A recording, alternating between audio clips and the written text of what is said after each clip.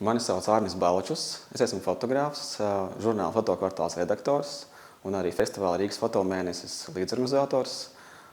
Es varētu teikt, ka visa mana dzīve ir saistīta ar fotogrāfiju gan kā praktiķim, gan kā organizatoram. Un, kas ir interesanti, ka, manuprāt, fotogrāfija ir galvenais mēdījis mūsdienās, jo mēs bez tās nevaram iedomāties nevienu savu ikdienas komunikāciju, bet arī tādas nozares kā mode un dizains, kas bez fotogrāfijas šķist pilnīgi bezjēdzīgas.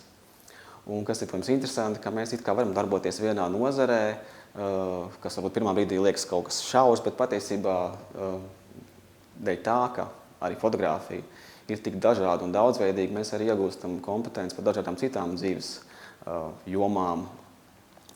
Un, kas ir interesanti, ka darbojoties arī jauniešu saimā, tā arī ir iespēja jums attīstīt dažādas kvalitātes, kā mērķtiecība, līderība, prasme strādāt komandā un argumentēt savas idejas. Un šīs kvalitātes jums noteikti noderēs, lai ko jūs dzīvē nedarītu.